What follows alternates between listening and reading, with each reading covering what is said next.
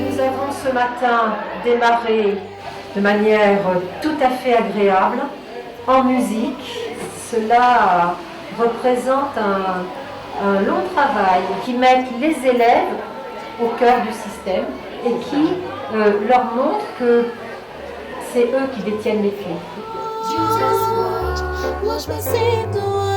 Vous pouvez déambuler, je dirais, avec plein de stands, avec des élèves aussi, comme le forum des éco-délégués ou le stand de la Cardi, où on pouvait voir de la pédagogie par le jeu. Alors c'est un automate qui permet par l'aspect ludique et le jeu à des élèves de cours préparatoires d'apprendre et de faciliter l'apprentissage de la lecture et de l'écriture. Ce qu'on trouve un peu magique là-dedans, c'est effectivement de passer par du codage mathématique pour finalement arriver à l'apprentissage du français.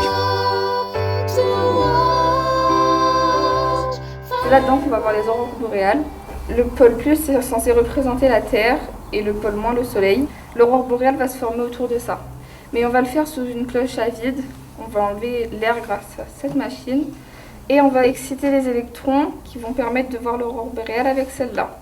Elle a été reprise par Jean Lillenstein. Et grâce à cette expérience, il a prédit que les aurores boréales sur Mars devaient être bleues. Il a téléphoné à la NASA et la NASA a dérouté une sonde pour aller voir ces aurores et effectivement, elles sont bleues.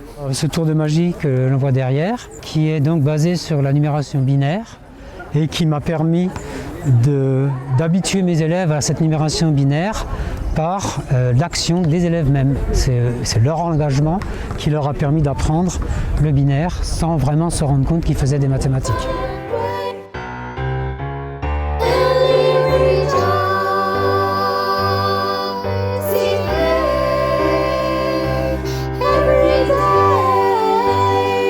J'ai toujours trouvé qu'il y a un énorme potentiel. Il y a beaucoup de créativité, beaucoup de variété. C'est très étonnant de voir que sur une toute petite île comme cela, il y a des gammes incroyables. C'est une île qui apprend, une île qui se met en connexion ici entre elles. Elles se découvrent, les gens ne se connaissaient pas forcément.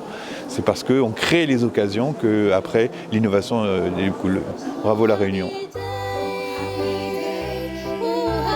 On regarde la journée d'innovation, innover pour transformer l'école.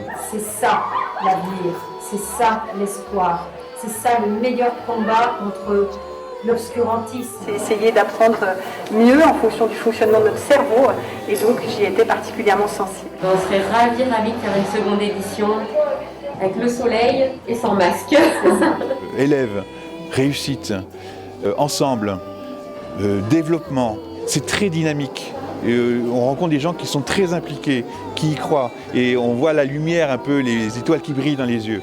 Et ça, c'était une des marques de l'innovation. Ils ne le savent pas, mais ils en sont.